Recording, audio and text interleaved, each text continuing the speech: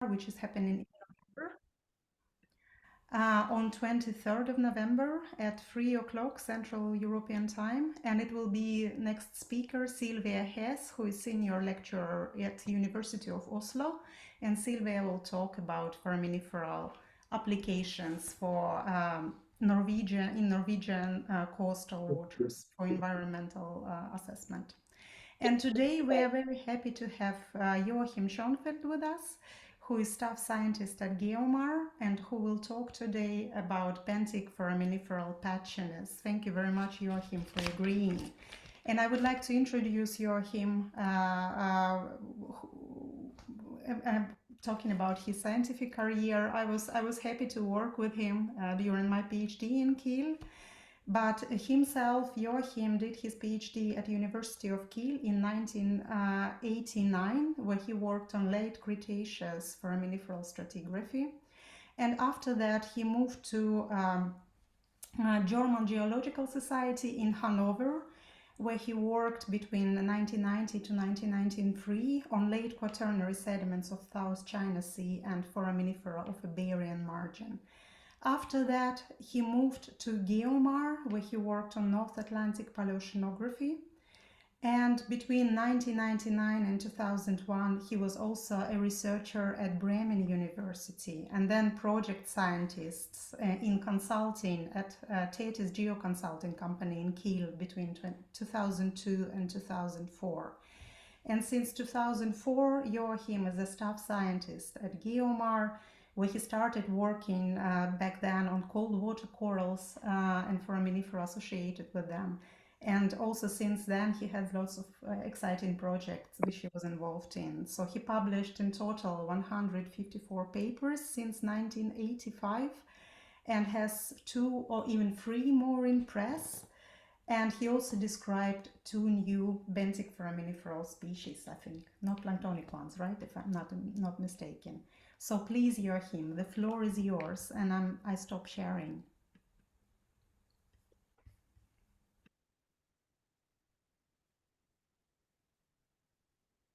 Thank you, Irina, for the nice introduction. In fact, there were 2 benthic foraminiferal species which I had the opportunity to describe them as new species.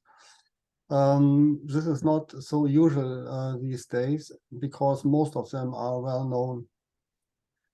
Okay, today I'm talking about benthic foraminiferal patchiness. And before getting started, oops, something doesn't work. Before getting started, I would like to acknowledge persons who have helped me and supported this project since a long time ago. I will start with a large panel on the left with our Gullmar Fjord sampling crew. This is Christian from left to right, Christian Wöhle, Julia Weißenbach, Tanita Wein, and Sophie Roy. Nico Glock, over here, was also with us and helped very much. The modeling I will talk about has mainly been done by Jidi Landan from the microbiology group at Kiel University. Irina, of course, provided much data. In the bottom line, Julia Vukovic from Vienna provided data and information and sample, and the mastermind behind it all, I mean, frankly, the person who gave the impetus study was Tal Dagan from the microbiology group at Kiel University to the lower right. But before we start with benthic foraminifera, I would like to start with an important vertebrate species named Homo sapiens. I'm not aware whether you have seen this kind of chart somewhere already. This is a distribution of cities and megacities in the world, and you will recognize that we have a band of urban agglomerations in the mid-northern latitude, and in certain areas these urban agglomerations are clustered. By 2015, more than half of the human population on Earth lived in cities, while the cities cover only 3% of the land surface. So if we quantify these figures in a way of population densities, as we are used to work with Benthic Foraminifera as well, the average urban population density is 890 inhabitants per square kilometer, while the rural population density is 24.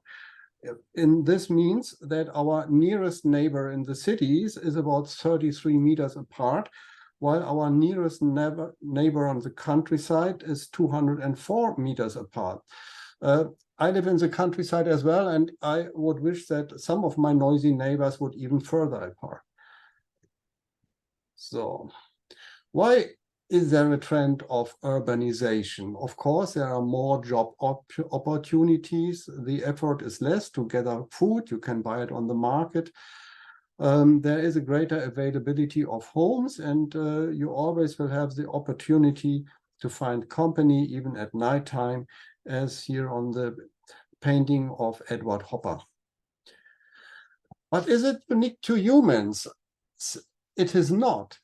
If we look at cattle on the pasture, we found them always standing together in groups, the same as with trees in the savanna, and even the blue mussels on the beach are clustered. If we regard organisms much smaller in size, we have to use different techniques to make their distribution pattern visible. This is replicate sampling in a hierarchical order. You can use regular sampling grids like here in the bottom. And if your sampling grids are not that regular, you use contouring techniques or autocorrelation techniques. Autocorrelation is a mathematical method which is not so used so often and not so well known, so I will spend some words on this.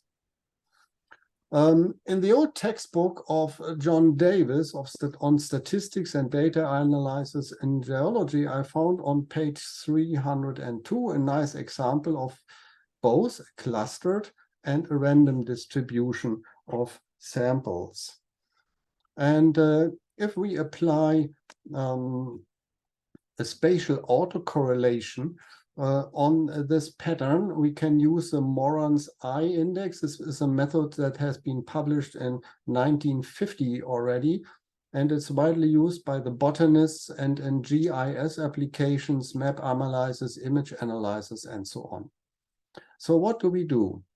We bin the pattern of these data, and I did it here by example of 10 by 10 squares. And we calculate, by the example of this pair here, the density of points in this square subtracted by the average density, which is for 36 points and 100 squares, 0.36, and multiply, not subtract, multiply it with the difference between the density in the adjacent square and the average density. There's also a neighborhood term called W, which means which is 1 if I and j are adjacent and 0 if they are not. So, and if we do this and sum it all up all the way, divided by the square of the density in area I, then we end here up for the clustered, this is this panel, for the clustered solution of 0.7. This is an aggregated distribution, and Moran's I is the threshold value is 0.35. While the random distribution here ends up in a Moran's I index of 0.45, this is not really random. And now, if we know this, we see it right away, because in this area here, the points are clustered. A truly random distribution at these circumstances of 100 fields and 36 points would be 0.02. So But now, enough of statistics, back to foraminifera. The regular sample splits grids were first analyzed in the mid-1960s in Eckernförde and Botsand Lagoon by Gerhard Friedrich Lutze.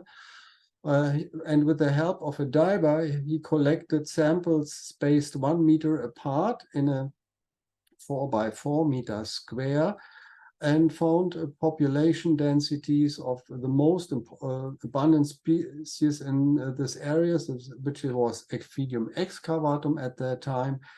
And you see here, this is the highest one, 322 per 10 cubic centimeters, and the lowest is 16. So there is a kind of a one order of magnitude variability in population densities here, and it's the same in Botsand Lagoon.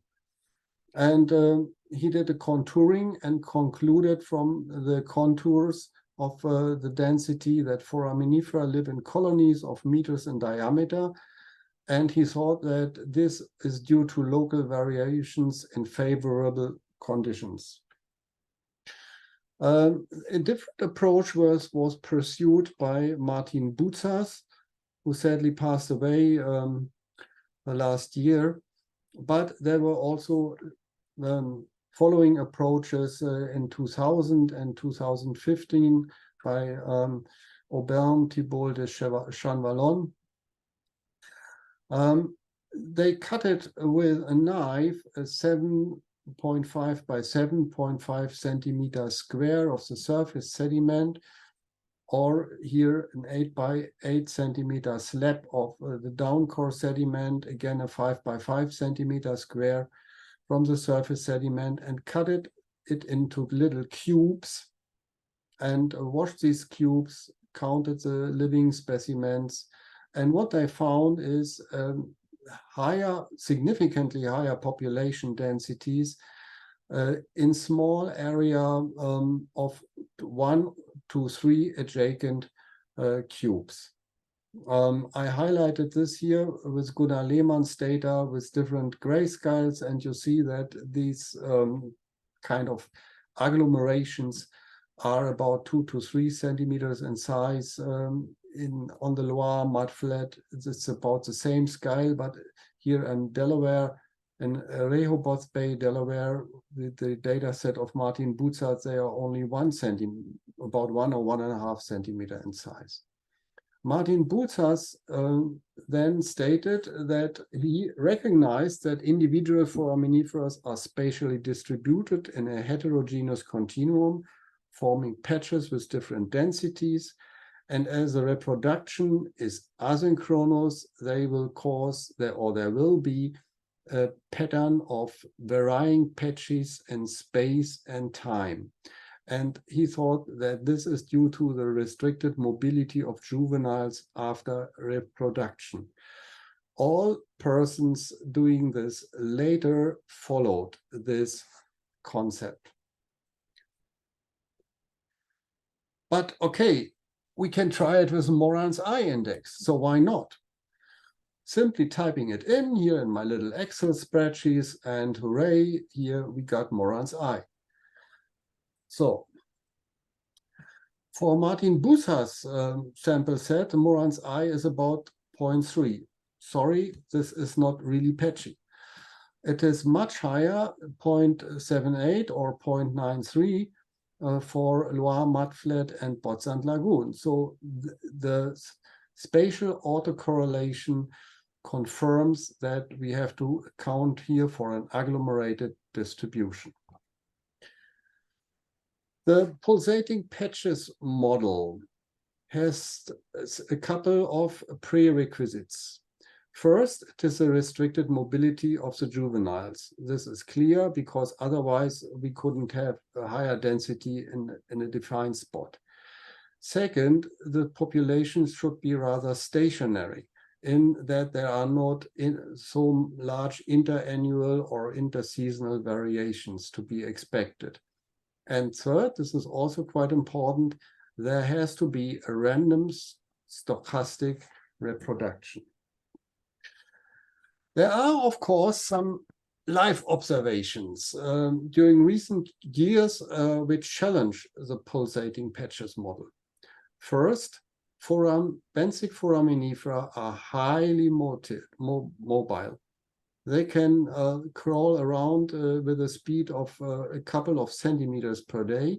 They are actively seeking for food, and here you see, for instance, these grazing trails of ammonia. They are also able to penetrate and walk or move through rather stiff sediments, as has been observed by Hiroshi Kitasato.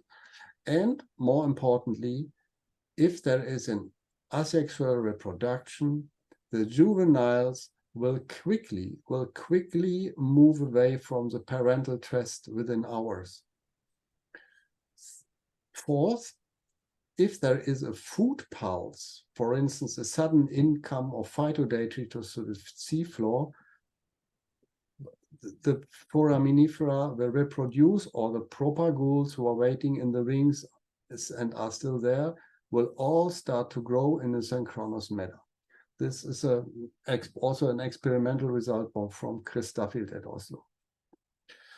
This was a state of the art in 2015 when we went to Kristineberg Center. Kristineberg Center is a marine station of Gothenburg University. It is situated at the shore of the Gullmar Fjord, which is one of the largest fjords in Sweden. Gullmar Fjord has a glacially carved depression of more than 118 meters water depth. It's called Alsbäck Deep, named by a village close by.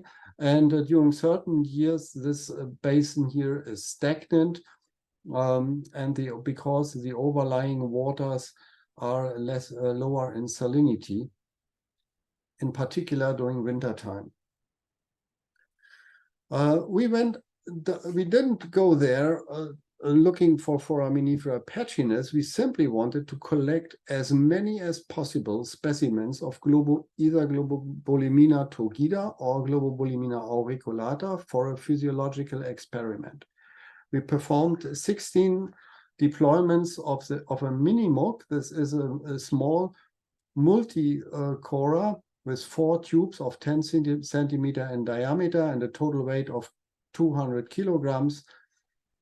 We did eight on each day in the morning, went back to Kristineberg Center, had a quick lunch, washed all the samples on the same day with seawater, and picked them all out. We didn't stain the samples, we just recognized Globobulimina turgida or Globobulimina auriculata by the presence and the structure of their cytoplasm. Of course, 602 specimens of other species were collected as well.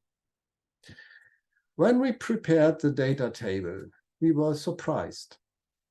Of course, there were samples where not all specimens were picked, and of course, there were samples where the total volume couldn't be determined because the marker pen line was washed away during washing, but there was an incredible variability in these data.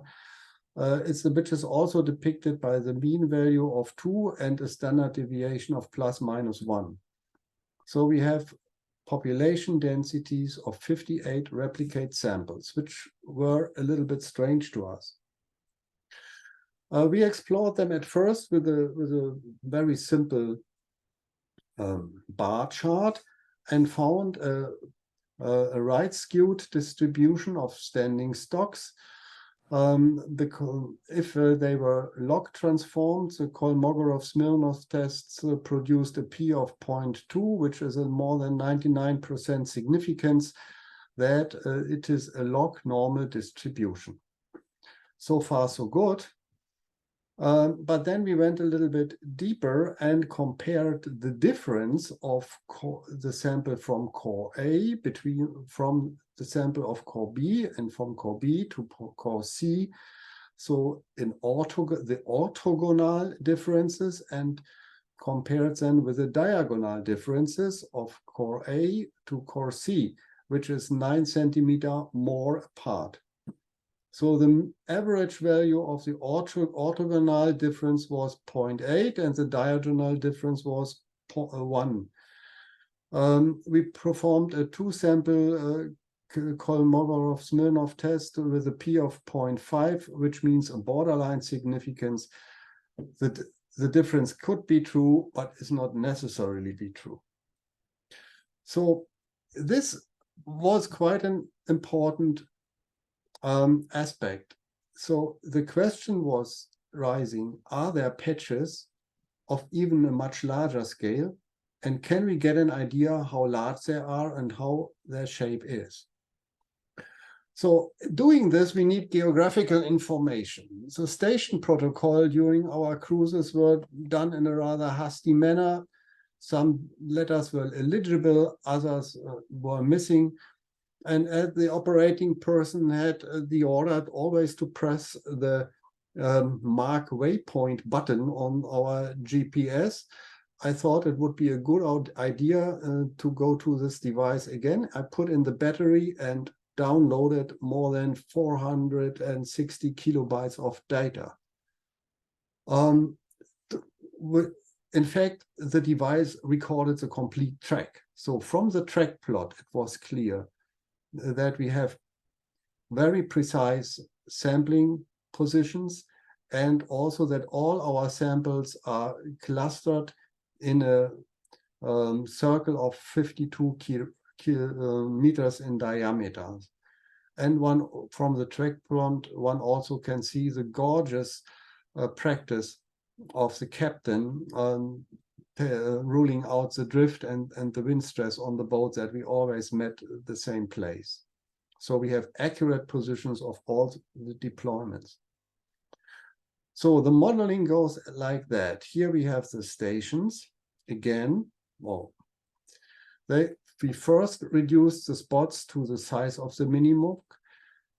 Then we rotated it clockwise by 41 degrees and mirrored it vertically just for convenience to avoid negative numbers. We put a frame around it. It was 21 by 56 meters. We underlie the frame with a grid of 0.1 meter resolution. I did this here for clarity with, of course, a much coarser resolution.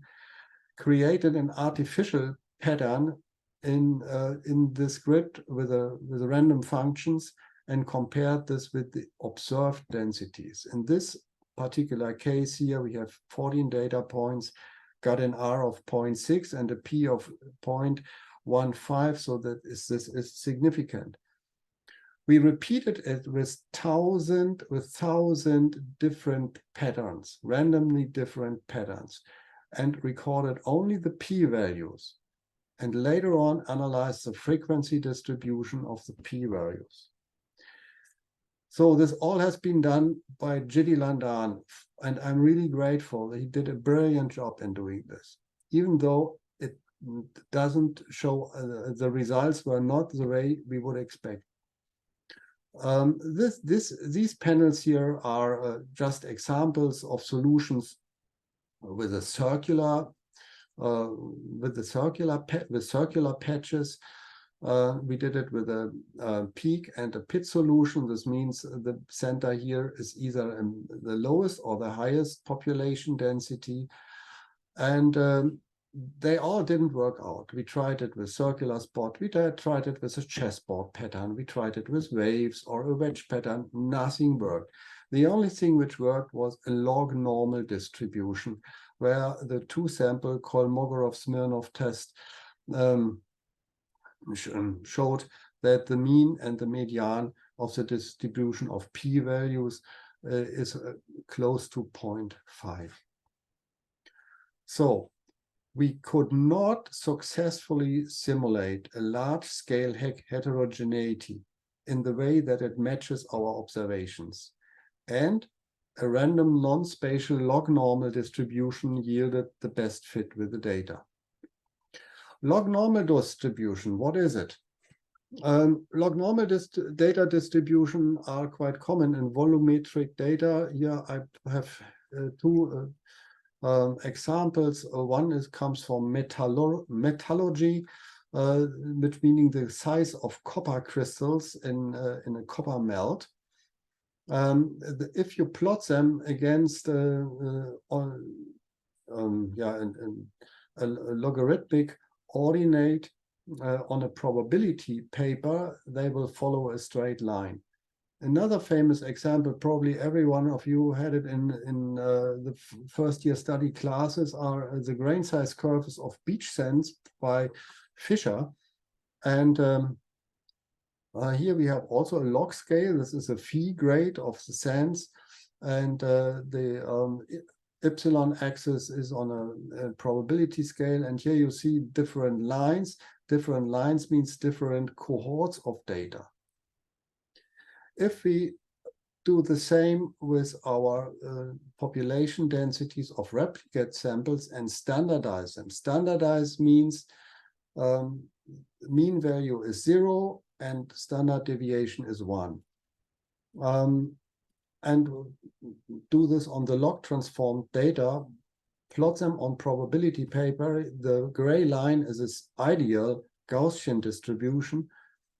And then we see that they follow the line of the Gaussian distribution.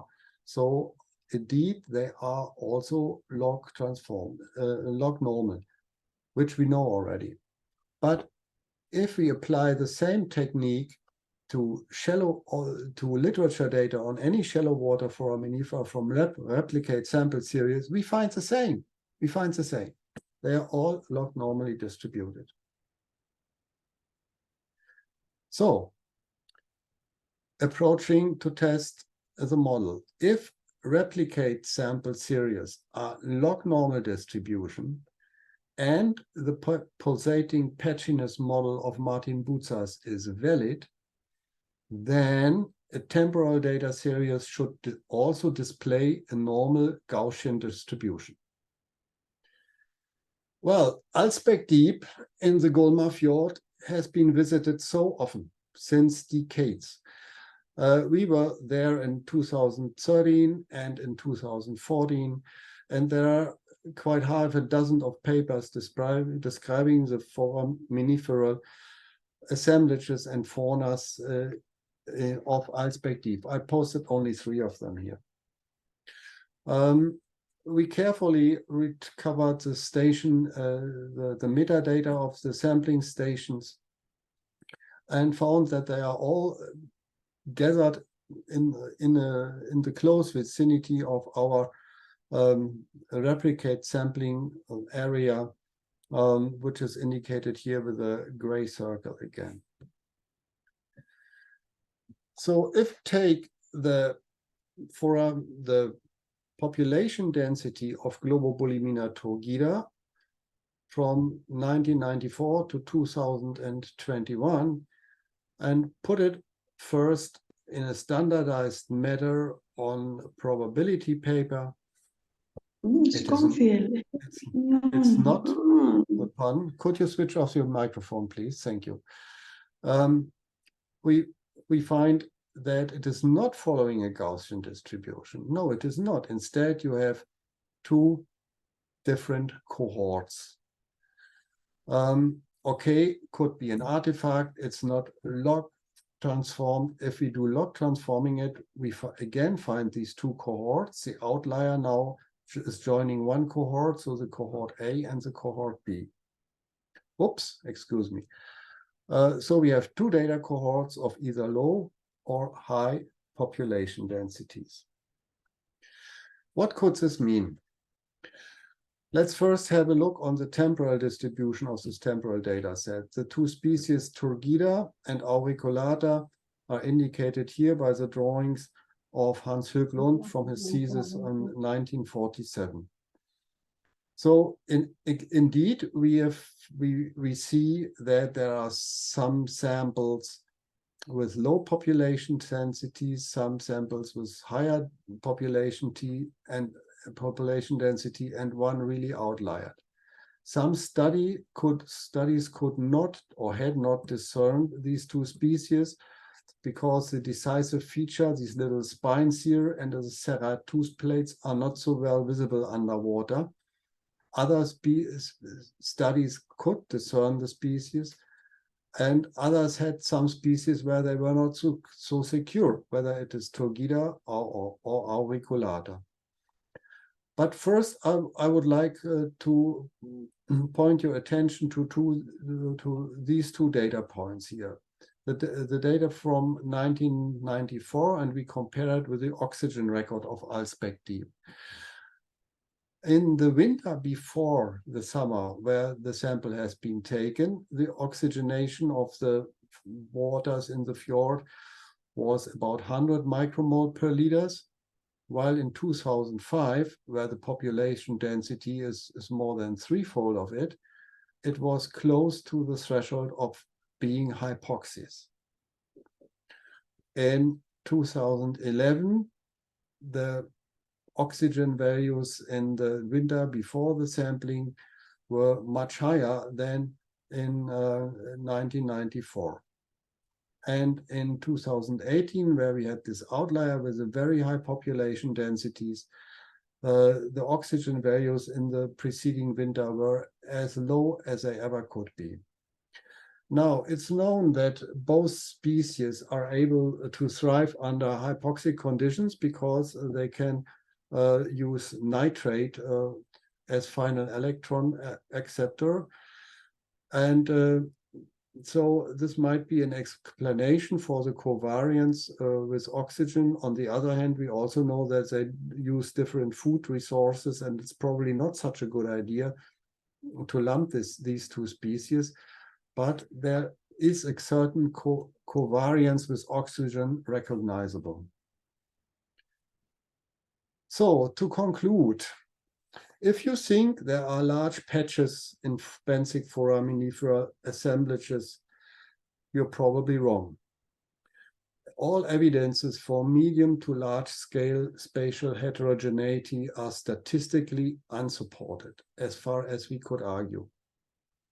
And so patches beyond the scale of the brood cysts of juveniles around the parental test shortly after reproduction are therefore considered to be artificial.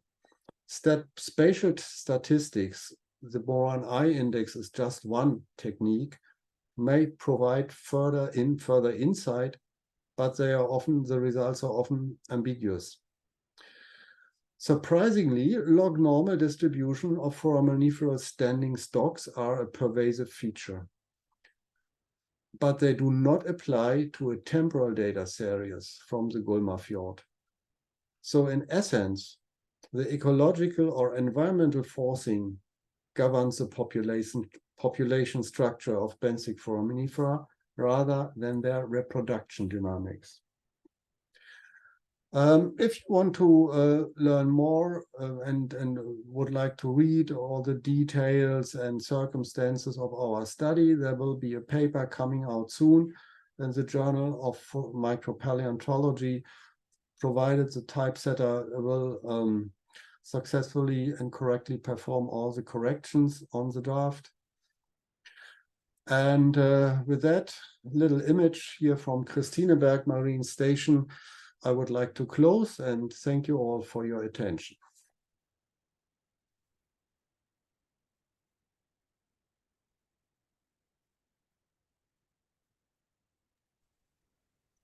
Thank you very much, Joachim. That was a very nice talk. Tina, could we pause the recording? Maybe I can do that.